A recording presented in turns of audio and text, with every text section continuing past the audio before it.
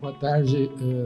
Hoje é um dia muito especial. Estamos fazendo uma entrevista com o senhor Jair Cris, presidente do Movimento de Justiça e Direitos Humanos do Rio Grande do Sul, uma pessoa que já recebeu a Comenda dos Direitos Humanos Dom Helder Câmara do Senado, é doutor honoris causa da Universidade do Vale do Rio dos Sinos, a Unicinos, e mesmo não sendo advogado, ele é integrante da Comissão de Direitos Humanos Sobral Pinto da OAB do Rio Grande do Sul. E eu poderia ficar horas aqui dizendo títulos, comendas que ele já recebeu, mas eu acho que ele já é uma figura nacional muito querida, muito conhecida, também na Argentina, no Uruguai, no Chile. É um baluarte da luta dos direitos humanos em toda a América Latina, conhecido no mundo inteiro. É uma matéria para a revista Parentes, e ao meu lado está o editor-chefe da revista, professor Luiz Augusto Fischer, que vai dar início, então. Queria agradecer a sua presença, muito obrigado, e vamos lá, Carlos Caramês. Bom, nós vamos tratar o nosso entrevistado como senhor, né? Então, ele não é uma pessoa de solenidade, mas aqui, na qualidade de entrevistado formal, nós vamos tratá-lo como senhor, pode ser? Eu já disse que senhor é o senhor Jesus, não? Eu sou o Jair Cris. Se possível for, dispense o senhor. Tá bom. Então, bom, vamos começar então. A gente estava assim, azeitando a nossa conversa aqui antes de entrar no ar. E eu dizia que a gente queria saber da sua formação, da sua infância e juventude numa Porto Alegre bem diferente dessa de agora, né? Dá uma notícia para nós, como é que era? O senhor nasceu aonde, em que bairro, viveu, enfim, e que Porto Alegre era aquela? Pois olha, tchê, eu nasci numa rua que não existe mais, em Porto Alegre, no Menino Deus. Chamava-se Rua Arlindo.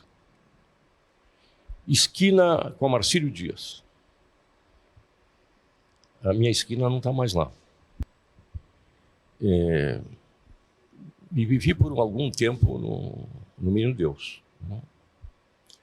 Um Menino Deus muito agradável, muito agradável. A Avenida Getúlio Vargas não tinha muito tempo.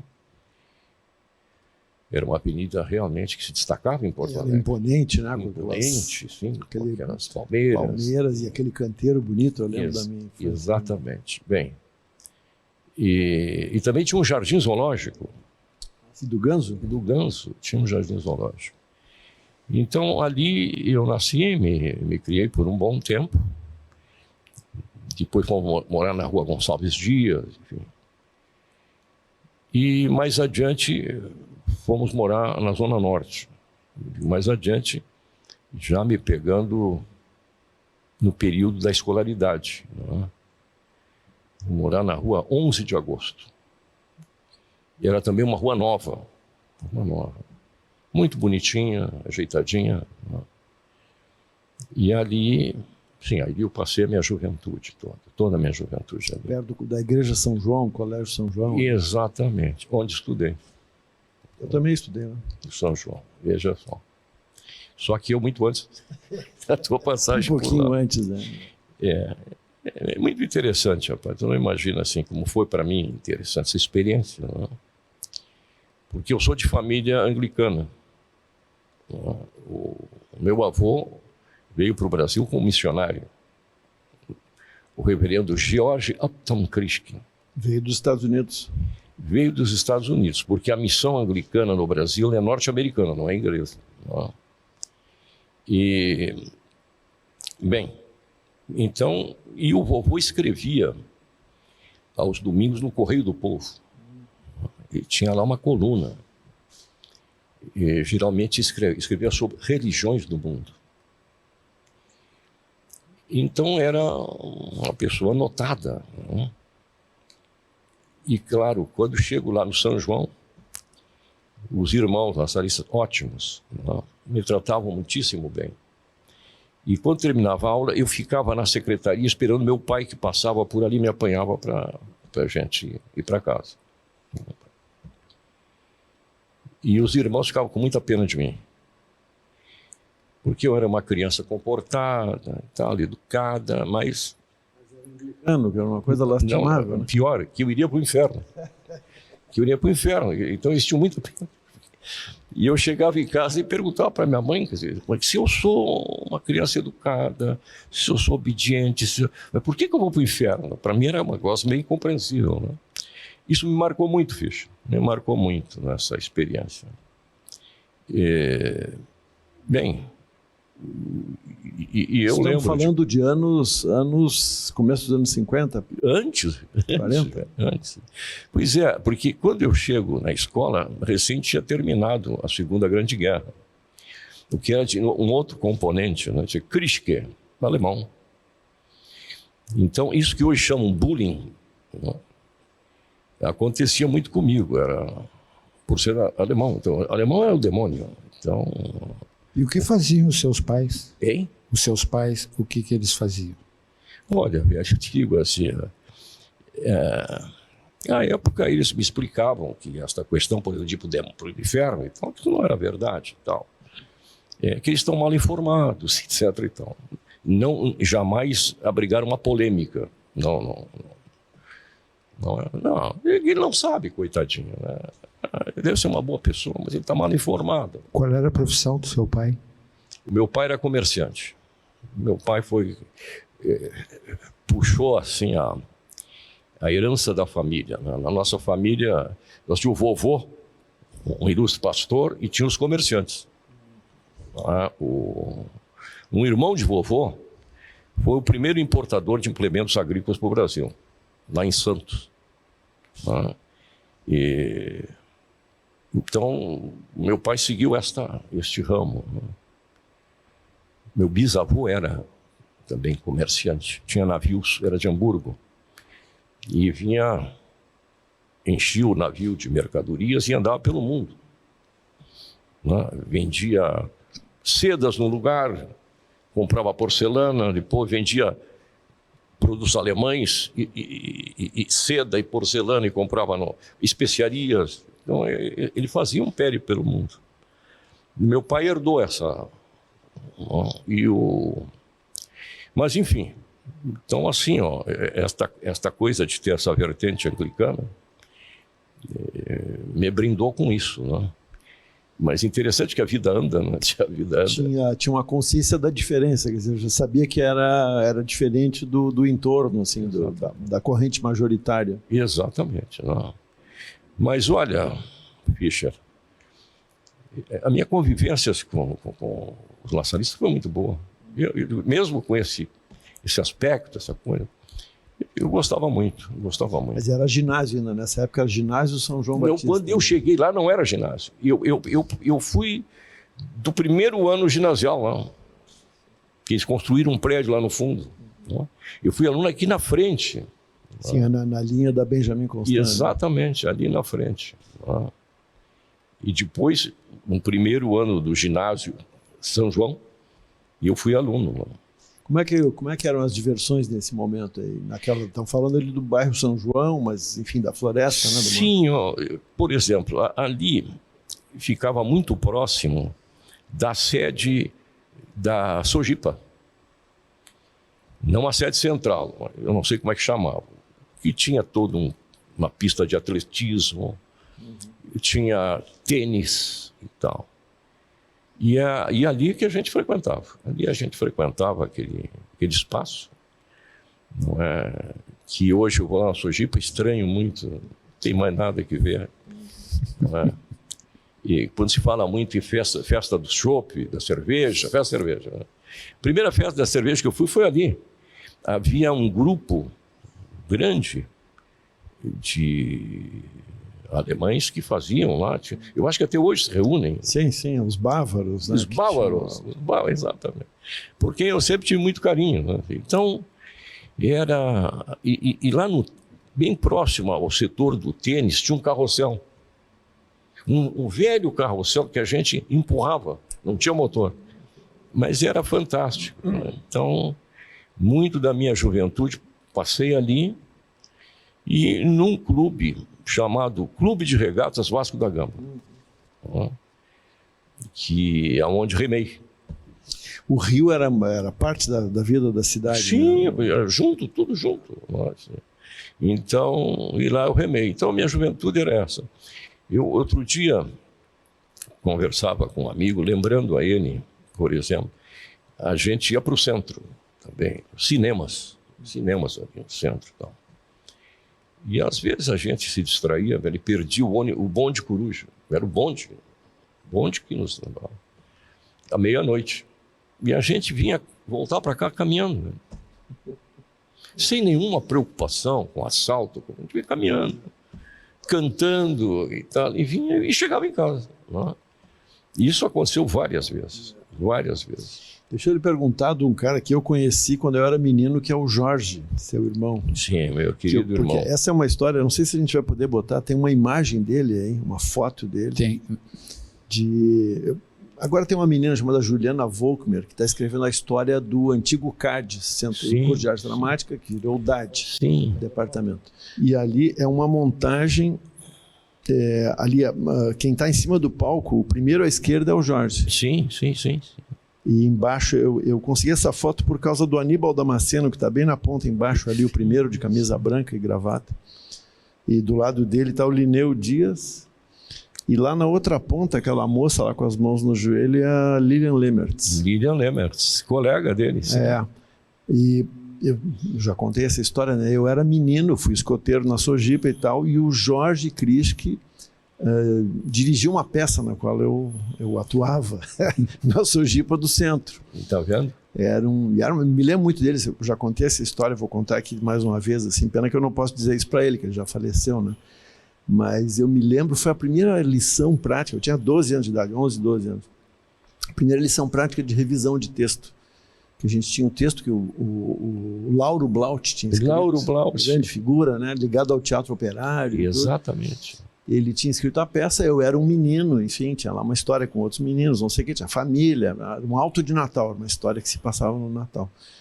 E aí a gente estava lendo, assim, em torno da mesa, ainda lendo, aprendendo o texto e tal. E o Jorge dizia assim, não, ninguém fala desse jeito, como é que tu diz essa frase aí? Aí eu dizia, eu acho que eu falaria assim. Ele disse, então tá, vamos mudar essa outra frase. Esse negócio da sensibilidade do ouvido, né, do texto em relação à audição. Então, eu me lembro dele com muito, muito gosto, assim, mas depois perdi o rumo, ele foi para São Paulo, coisa assim. Né?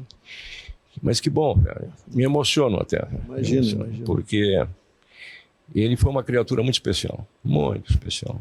Olha... Ele era mais novo. Sim, e era 5 anos mais moço que eu. E amava o teatro. E fazia com muito gosto. Né? Isso é uma coisa também que agora é difícil de imaginar, mas Porto Alegre, no final dos anos 50, estava num momento cosmopolita, né? Sim. A criação do curso de arte dramática. Quer dizer, eu nasci em 58, eu sei disso por ouvir falar, mas a criação do curso de arte dramática foi um momento assim que Porto Alegre estava emparelhando, acertando o passo com o futuro, porque o teatro era uma arte pública de grande importância. Isso foi logo antes da televisão estourar, né? Então, o curso de arte dramática, o começo do clube de cinema tinha sido um pouco anterior, mas nessa época estava, né? Enfim, tinha uma cena muito efervescente, o Luiz Carlos Maciel, o Paulo José, vários atores. Teatro de equipe, né? Isso, Rio Grande do Sul. Mas eu te digo assim, Porto Alegre dava um salto nas coisas da cultura. Se qualificava. Lá no CAD havia um professor, não estou lembrando o nome, italiano, mas uma figura também extraordinária, que foi caçado. Ruggero Jacobi é o que veio de São Paulo para dar aula aqui. Não, era um italiano. Não estou lembrando o nome. Sim, Angelo Ricci. Que foi caçado. E meu irmão tinha uma admiração por ele, Jorginho gostava dele muito e aprendeu muito com ele. Quantos irmãos o senhor tinha? Éramos 5. E o Jorginho era logo abaixo. Chama Jorginho, né? Porque meu pai era Jorge, então era o Jorginho. Que criatura incrível. E ele foi para São Paulo para trabalhar com teatro? Andou em São Paulo, Rio, ele andou bastante. Já no final da vida dele, ele colocou uma produtora de vídeo, Fênix. Produzia vídeos comerciais. para essas empresas de publicidade e tal. E eu quase todo dia lembro dele porque era bem de frente onde hoje está o nosso escritório, na Borges de Medeiros. E ele era incrível. Assim. Eu não esqueço, eu precisava editar um vídeo que era a respeito da Colômbia. Ainda as Forças Armadas Revolucionárias em atividade, paramilitares, enfim, uma grande confusão, uma matança de gente. E numa campanha de solidariedade aos colombianos, eu precisava editar um vídeo. Eu tinha as imagens de editar um vídeo. Então fui lá para a produtora dele. Editamos, entramos à madrugada, tal. Daqui a pouco você falou, agora eu vou te pedir uma coisa. O que precisa, João? Eu preciso que tu faça uma locução aqui para um comercial de Natal. Eu disse, não. Mas a voz é de locutor, a voz é de galã de radionovela, né? Pois é, mas tipo assim, não dá, rapaz. Isso vai ficar ruim para mim, rapaz. Pô, dizendo, mas vem cá, o cachê tu doa para uma entidade assim que tu queiras doar e tal, mas querendo me convencer. Sim. Isso é ele. Era o João. Não, a gente resolve e tal. Porque ele sempre queria uma solução, ele criava uma solução, vamos resolver. E vou me permitir contar mais uma assim dele que é muito interessante. E um belo dia ele me liga assim, ao final da tarde, vem aqui que eu preciso te mostrar uma coisa. Ele diz, hoje eu estou com uma agenda tomadíssima, não vou conseguir. Eu te espero. Eu vou chegar perto de meia-noite, não tem importância. E de fato, cheguei a quase meia-noite e ele me mostra, e isso eu vou revelar publicamente pela primeira vez. Ele me mostra um roteiro de um, digamos, documentário. E me conta a história. Um dia desses chegou aqui um coronel do Exército, fardado, e perguntou se a gente fazia edição de vídeo. Sim, nós temos uma ilha de edição, a gente faz, não tem problema. Nós trazemos as imagens e trazemos um roteiro. Não tem problema, a gente faz. Quanto é que o senhor cobra? É por hora, é tanto a hora. Isso é a norma. Tá bem. O seu pessoal é de confiança? Diz o Chico, o jeito dele. Aqui tem gremista, tem colorado. Bom, então tá, depois a gente fala. Dias depois vai o coronel, com opção de soldados, umas maletas e tal, com VHS. E ele começa a fazer a montagem. E era um documentário, se assim se pode chamar, sobre o serviço secreto do Comando Militar do Sul. Como ele estava organizado, como funcionava, e o roteiro ficou. Então mostrava, por exemplo, uma greve dos bancários, imagem de frente ao Banrisul. Aí um agente aciona... Filmando. Isso, o agente aciona, e tantos minutos depois chega a brigada militar e termina com um piquete na frente. Olha como somos eficientes e tal. Mostra, me desculpe, o Comando Militar do Sul, 5º andar, serviço secreto. Então, num primeiro lance, tu tem que ter um crachá amarelo. Então, com esse crachá, tu pode frequentar essa parte. Há um setor seguinte que tu precisa ter um crachá, não sei de que cor. E depois, um azul é onde pode-se tudo. Então, é o nível de segredo dos documentos e dos trabalhos. Tudo isso estava escrito no roteiro. Eu disse, eles estão armando para nós, rapaz. Eles não esqueceram aqui, isso é proposital, rapaz. Aí nós vamos pegar isso aí, vamos divulgar, e eles vão aqui e vamos prender os dois. É isso aí que vai acontecer, isso é sacanagem dele. Mas em todos os casos, nem vão botar em máquina de xerox, porque não sei se esse papel... Não. E eu passei a madrugada copiando a punho. E copiei tudo. Para ter uma... Bom, depois a gente descobriu. O general comandante tinha uma reunião do alto comando em Brasília e ele queria mostrar que ele tinha inovado. E olha como eu sou bom, olha como eu sou eficiente. Então, o vídeo tinha esse propósito. Não era contra vocês, era para eles para se agrandar. promover entre os seus pares. Então, isso aí era o meu irmão, né? O meu irmão, assim, que olha aqui, enfim. Isso foi uma das últimas coisas assim, que a gente fez junto. Que ano ele morreu já faz? Isso foi anos... O problema dele é o seguinte, ele se maltratou muito, né? Ele era um fumante inveterado. E fruto disso, enfisema pulmonar, né? Ele passou a usar um aparelhinho de oxigênio, assim, portátil. Mas ele era terrível. Ele tirava a máscara, bicha, e acendia um cigarrinho. Tinha mais de cigarrinho.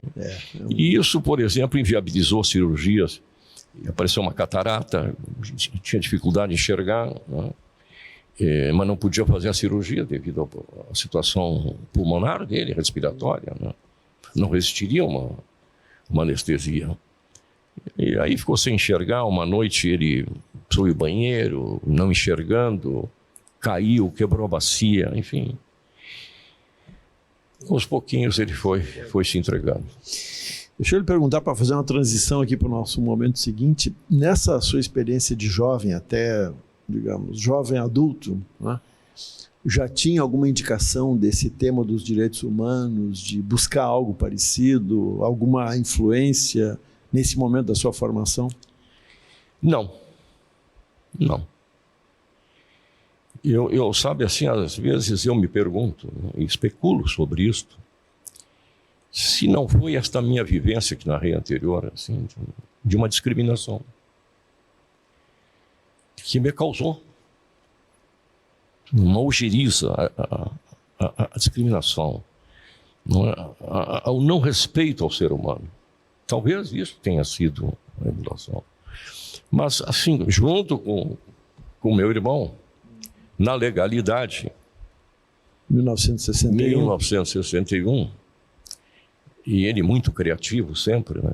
Num prédio do lado onde hoje está aquela Casa de Cultura Érico Veríssimo, que era a CE ali, um prédio antigo ali, eu não me lembro devido a que relação a gente conseguiu ocupar a parte de cima, abrimos as janelas, 2 cornetas, um amplificador e um microfone. Então, tocávamos dobrados e Rio Grande de pé pelo Brasil. Então, nos quarteávamos eu e ele, quarteando e tal. Ele que providenciou o equipamento e tal. E a gente passava o dia ali na Rua dos Andradas, né, discursando a questão da legalidade. Divulgando a posição do Brizola, que era de resistir ao golpe. Então, o seu envolvimento com o Alberto Pasqualini é dessa época? É anterior. É antes disso, anterior, né? Alberto Pasqualini. Foi ali que começou o seu envolvimento? Exatamente. Eu muito jovenzinho, pequeno, muito pequeno, tão pequeno. Seu apelido era o alemão batata que come queijo com barata, né? Então, assim, ó, o que eu lembrei? É de que nos primeiros comícios, 45 então, primeiros comícios, que era ali na frente da prefeitura, na escadaria da prefeitura, eu ia com meu tio, um dos meus tios. E a minha mãe recomendava que eu pegasse a ponta do casaco do Pasqualini para não me perder. Então, eu tinha que segurar do Pasqualini e andava com ele.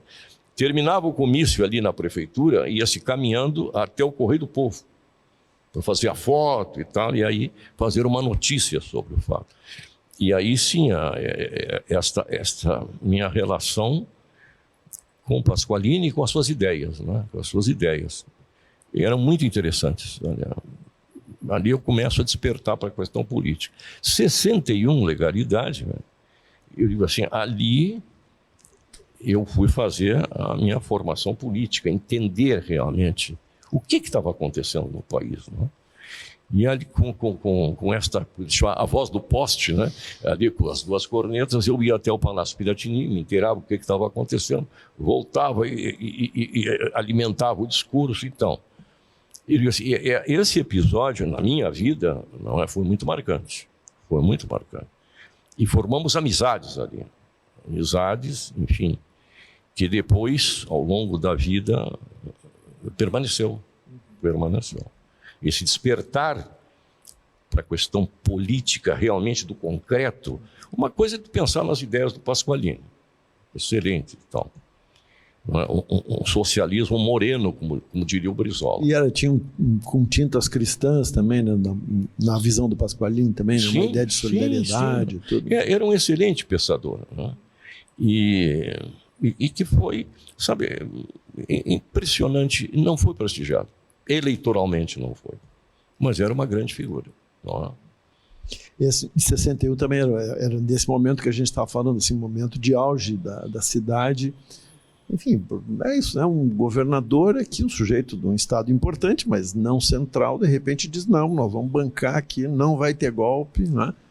E banca, parecia uma bravata, mas não, funcionou mesmo, né? Adiou por 3 anos o golpe que viria em 64, né? É muito interessante. Assim, lamentavelmente, é pouco estudado. Muitíssimo pouco estudado.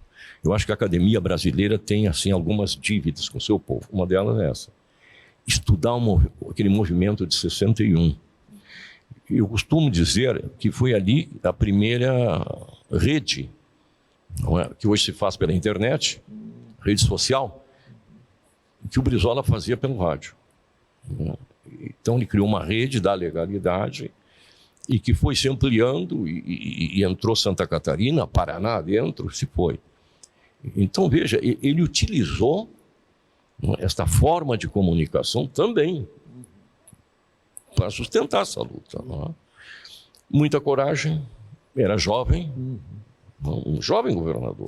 E um apoio popular explícito, né? Porque havia a Praça da Matriz que estava cheia. Sim, eu te diria assim, desse período, uma imagem que eu guardo é quando João Goulart chega a Porto Alegre. Na frente do Palácio Piratini, tinha umas 50 mil pessoas, naquela Porto Alegre, de 61. Chuviscava, e o pessoal estava lá. Então havia, sim, uma empatia. Não é? É muito interessante, porque, inclusive, pessoas que eram contra o Brizola se uniram nesse momento. Não é? E, de fato, vamos dizer assim, ali foi um ensaio para o que vem a acontecer em 64. Não é? Há coisas muito importantes desse período que eu não vejo contadas, não vejo narradas na nossa história recente. Não é? Eu costumo contar porque, para se entender o Brasil, o Brasil de hoje, não é? Que eu digo que não houve transição, houve transação, houve um acordo. Não é? Então, o João Goulart, que estava na China, começa a voltar, Brizola resistindo, consegue milagrosamente a adesão do comandante do Terceiro Exército, consegue adesão, e Jango vem pela rota do Pacífico e para em Montevidéu, para ver o que estava acontecendo. Vai uma comitiva conversar com Jango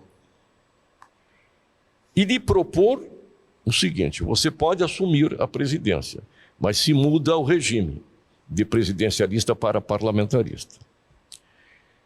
E o que sempre me chamou muito a atenção, meu amigo Caramês, é que esses visitantes, esses que foram até lá, entre eles estava Tancredo Neves e o coronel Ernesto Geisel,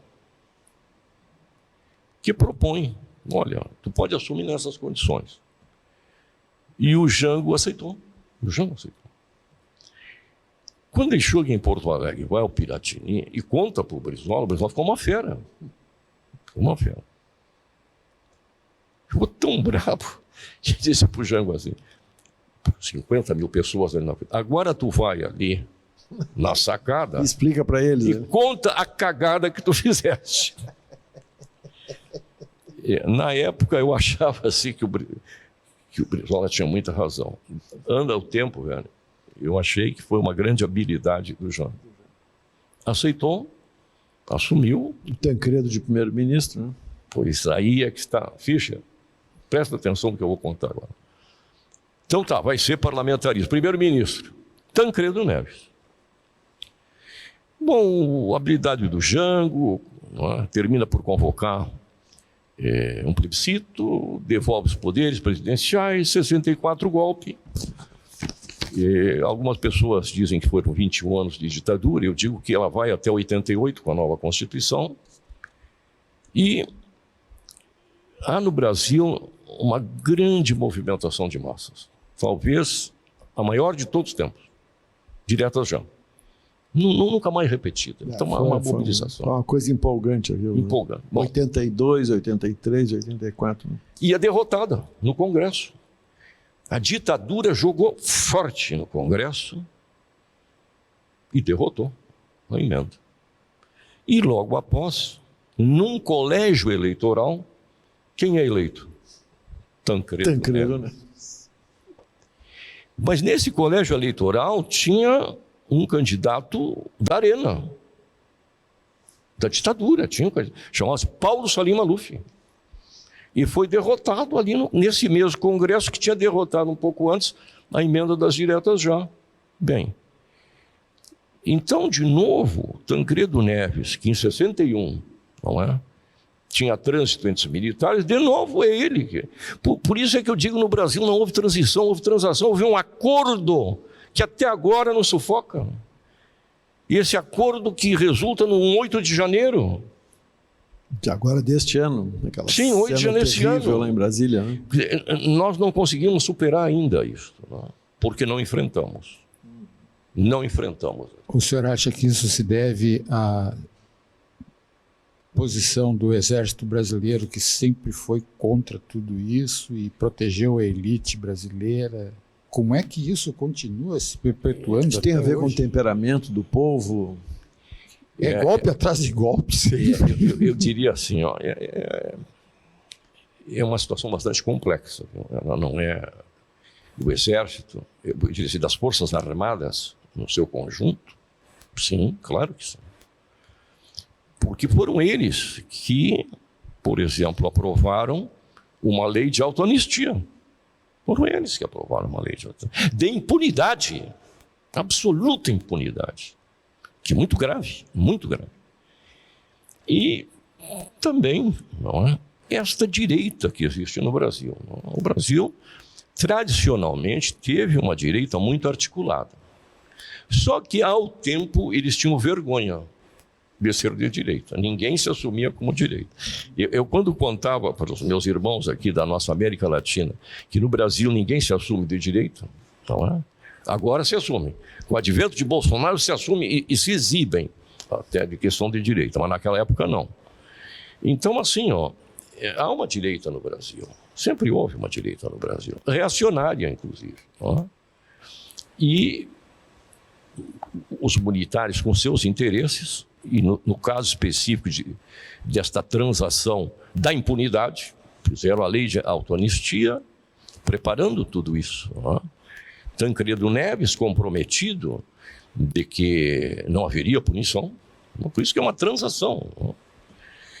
Que desemboca hoje na presente situação. Não é? Então eu digo assim, ó, é preciso, não é, contar esta história,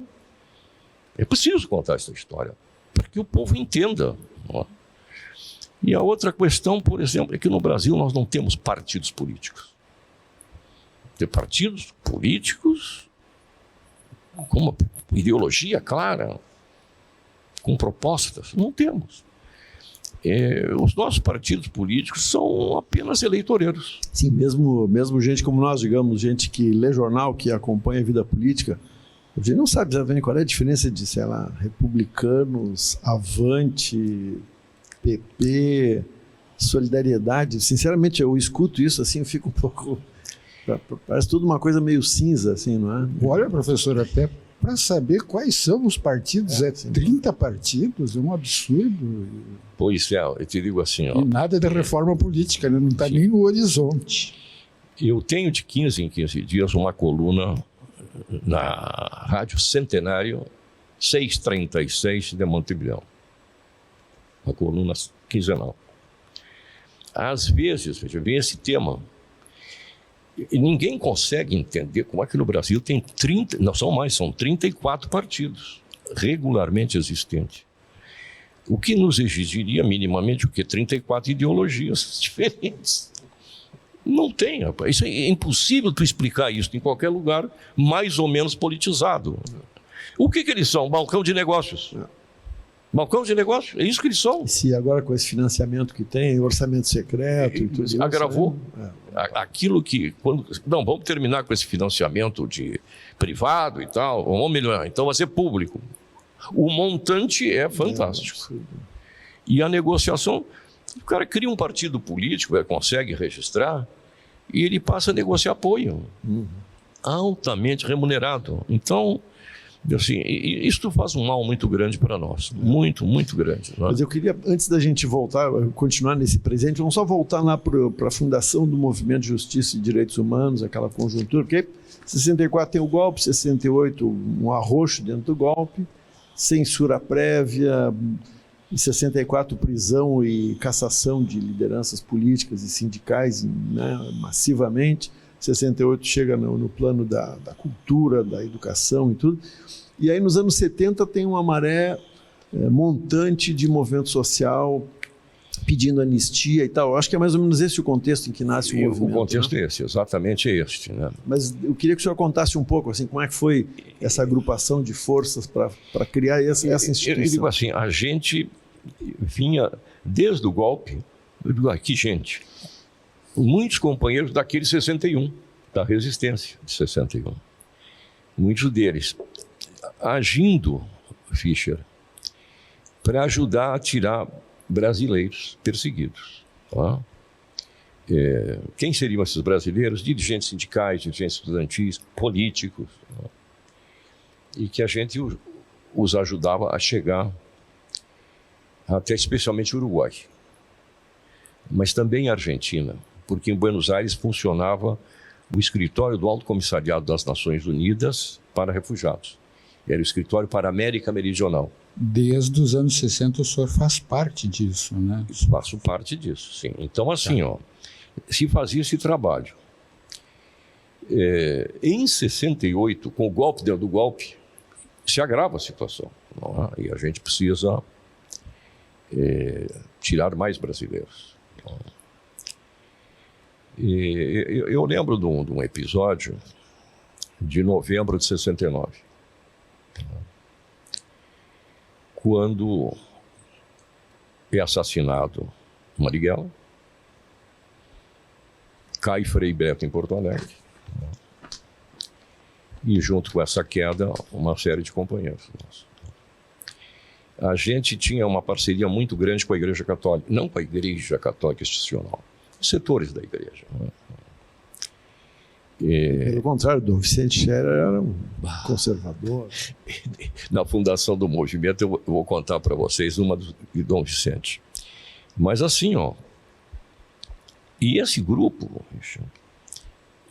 vai se organizando e tal. 69 é esse episódio. Eu passei o mês de novembro todo esperando ser preso.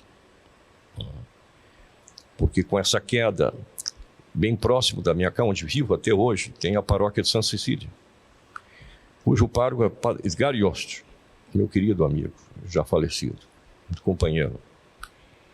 E se usava a casa paroquial para que esse pessoal que estava saindo do país dormisse ali e depois seguisse, especialmente para Livramento, Ribeira e Montevidéu. E com a queda do Frei Beto cai também. E levam preso o Edgar e tal. Meio da tarde me ligam para socorrê-lo e tal. Uma lembrança dura essa. É dura porque teus companheiros são presos. E todo um esquema cai também. Né? Todo. Nós levamos uma semana para tirar da prisão o Padre Edgar. Uma semana gestionando. Nesse momento, ser preso, mesmo gente branca e de classe confortável, significava Exatamente. Correr pelo menos um risco grande de tortura. Eu já cometi uma inconfidência aí contando esta questão aí do serviço. Do roteiro. Eu vou cometer outra. É que a gente está ficando velho, né? Eu sei que já estou na marca do pênalti. Tem algumas histórias que a gente tem que contar. Assim, Fischer. Morava onde hoje moro, e na esquina morava ninguém menos do que o coronel Jaime Maria, secretário de Segurança do Rio Grande do Sul. Ele era um coronel que usava aqueles óculos escuros, né? O Araponga mora, assim, nem precisava falar, a foto já o denunciava. E a sua esposa, uma carioca muito amável, tinha os seus filhos na mesma escola dos meus filhos. E logo depois do meio-dia, ela levava os filhos até a escola. Quando voltava, entrava na minha casa, porque sabia que eu estava terminando de almoçar, estava tomando um cafezinho, ela entrava, tomava cafezinho junto comigo. Comigo? Essas coisas da socialidade exatamente. Elementar, assim, né? Nos conhecemos numa reunião de pais e tal. Então aquilo era muito comum. De segunda a sexta-feira, eu tomava um cafezinho. Quando me comunicam, olha, o Padre Edgar foi preso e tal, uma das coisas que eu lembrei foi o seguinte: eu vou usar os bons ofícios. Vou usar o meu cafezinho aqui. E aí, Ieda Maria, chamava-se. Ieda, vem aqui em casa, preciso conversar. O que é? Então as crianças não estão matriculadas aí na catequese, então tu conhece o padre? Conheço. Sabe que ele foi preso, assim, foi levado como estava, em mangas de camisa, não tem uma cueca para tocar, não tem um lenço para suar o nariz, não tem uma escova de dentes para escovar os dentes. Pô. E levaram uma outra pessoa junto. Pô. Olha, porque se fosse necessário prestar alguma informação, era só pedir, iria. Não precisava fazer isso, detê-lo. Ela pega o telefone e liga, poxa, Jaime! E reclamou do Jaime para esta situação. Tanto que o Jaime mandou o seu carro, aquele de placa preta, tal, na minha casa buscar pijama, cueca, cigarro para os presos. Então, Fischer, eu me coloquei e me expus. Por isso que eu passei, agora vão me prender. Não tenha dúvida, não me prenderam. Passaram todos esses anos, olha que é um bocado de anos, né? 69 para cá. Eu hoje imagino o seguinte, vai ficar muito chato, né? Prendeu já, ele contar que a senhora do coronel toma cafezinho com ele. Eu acho que hoje que é isso, sabe? Mas é interessante porque às vezes a gente fala da história assim, imagina a história com uma coisa que acontece nos palácios e tal, né? E acontece no cafezinho, né? No cafezinho, no telefone. De segunda a sexta-feira. Eu sabia quem ela não sabia o que eu fazia, entende? Então, mas veja como é interessante isso, né? Hoje é o dia das inconfidências. Então, assim, uma semana para tirar o Padre Edgar dessas gestões. Que, entretanto, pôde tomar banho, trocar a cueca e tal, porque... Sim, quem levou foi o motorista do secretário. E também um mês para tirar um padre alemão, que foi preso junto, que estava lá. O coitado mal e mal falava português. Então era o suspeito, né? Está aqui o agente estrangeiro, o cara. Pô, uma coisa incrível. Foi um mês para tirá-lo. Não lembro, eu tenho anotado, mas não estou lembrando do nome dele. Pouco falava português. No dia que a gente conseguiu libertá-lo, ele foi para minha casa. Daqui a pouco, posso ir no banheiro? Claro, ele vai ali. Então. Daqui a pouco ele sai do banheiro, rapaz, num ataque de riso. Ria assim, de chorar. Pô, abana o cara, dá água pro sujeito. Daqui a pouco ele parou. O que houve, cara? Ele faz um mês que eu não vou ao banheiro, a não ser com cara de metralhadora. Então são essas coisas, não, Fischer? Que maravilha. Isso é 69. 69. Mas aí o movimento vai acontecer lá na virada de 70 para 80. Exatamente. Né? Por quê? Aí a gente começou a trabalhar, que eu te digo assim, esse grupo, mais uma criatura com a presto homenagens à sua memória. Padre Albano Trinks, jesuíta de boa cepa. Conheci. Que se tornou meu grande amigo, né? E com ele começamos a fazer um trabalho junto aos bairros populares. E ele tinha assumido a capela do Mato Sampaio. Então ali a gente começou a toda... Mato Sampaio hoje é parte da Grande Bom Jesus. Né? Exatamente. E era Mato Sampaio.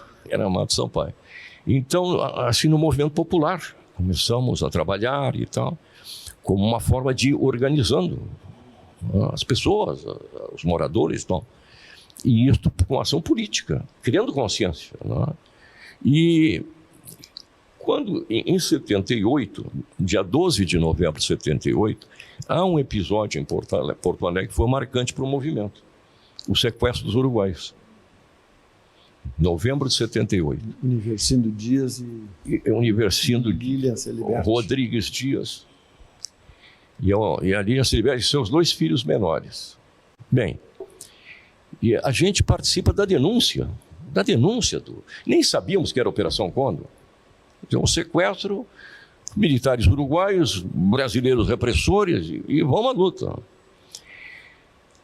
E o Geisel tinha determinado que o AI-5 terminaria sua vigência em 31 de dezembro de 78. Com o caso dos uruguaios, a gente tinha conseguido um espaço na imprensa. Um fenômeno, inclusive. Bom, que tinha sido acompanhado pela imprensa também, tinha matéria aquela do Luiz Cláudio Cunha e do...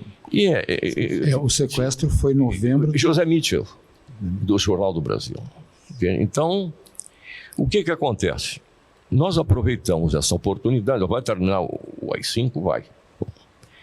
Aí nós passamos, em janeiro e fevereiro, quando se diz que não acontece nada em Porto Alegre, né, a fazer reuniões lá na sede do Movimento Familiar Cristão, na Dr. Timóteo. E inclusive com teu pai, o velho Bruno Fischer, também de saudosa memória.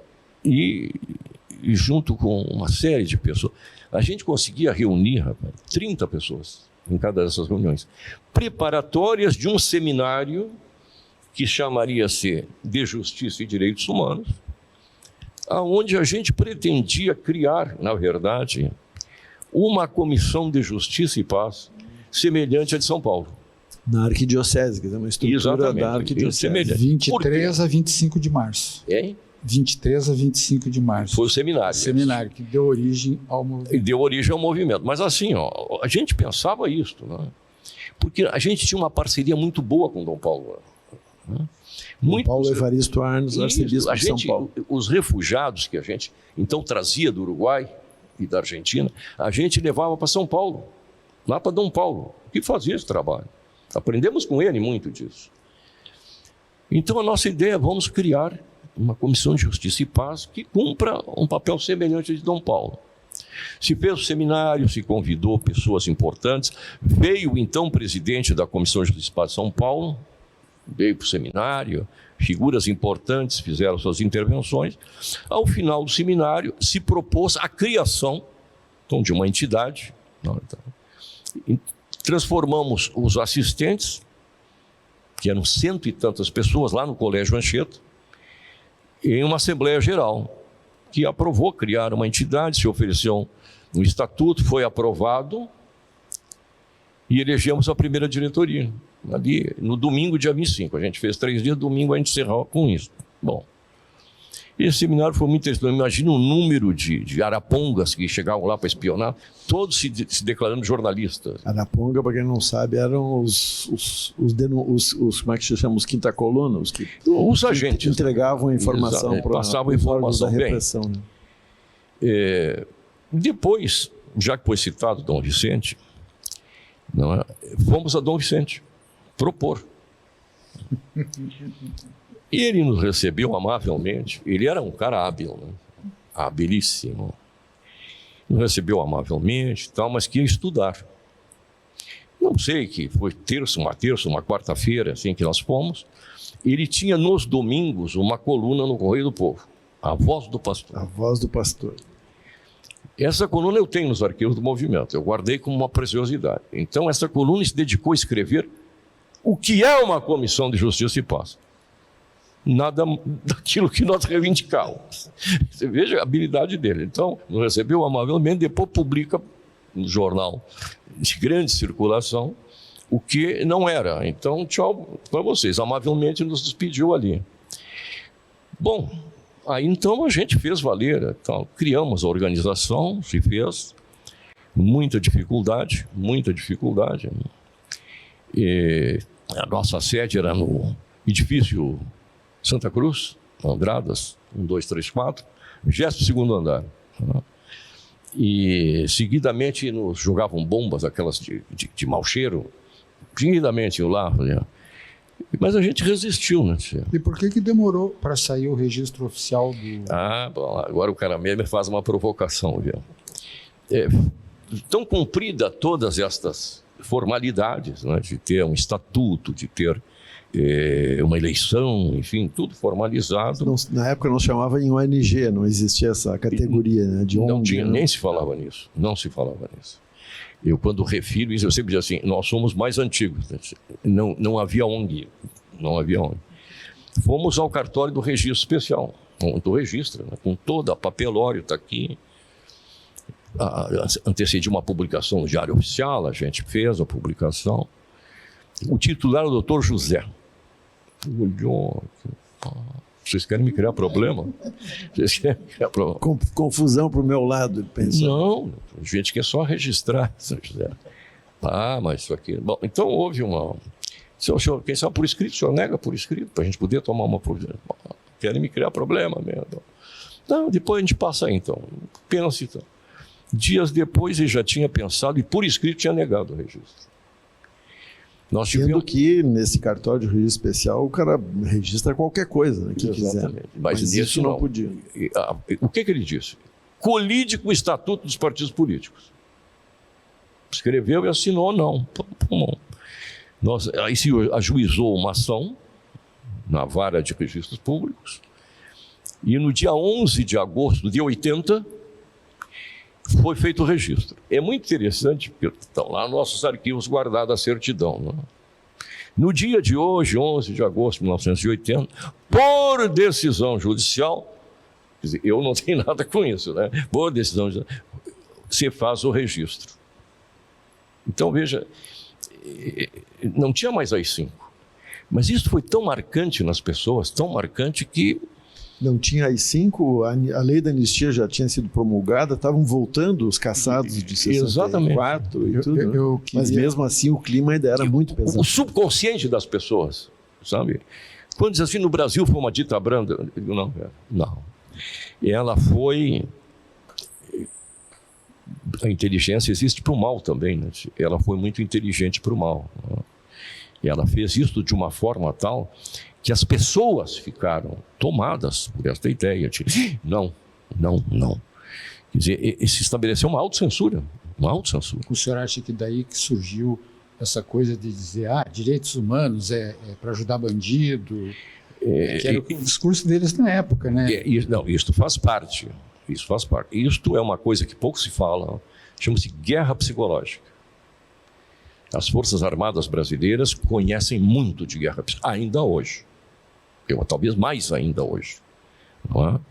De como tu cria mecanismos, não é? Na opinião pública para rechaçar alguma ideia que não nos interessa. O que eu vou dizer agora é muito mais uma especulação minha do que qualquer outra coisa. Eles perceberam o que estava acontecendo ao redor, nos países ao redor. Não é? E para se defenderem de quem? Desses direitos humanos. Esta gente aí é perigosa. Vamos criar uma imagem de que eles são amigos de bandidos. E muitos comunicadores fizeram para se prestar. Eram remunerados para fazer isso. Alguns depois tiveram tanto sucesso que se elegeram. Aqui no Rio Grande do Sul até chegou ao Senado, não é? Fazendo esse discurso, e remunerado, para demonizar os direitos humanos. Não é? E isso ficou gravado profundamente nas pessoas.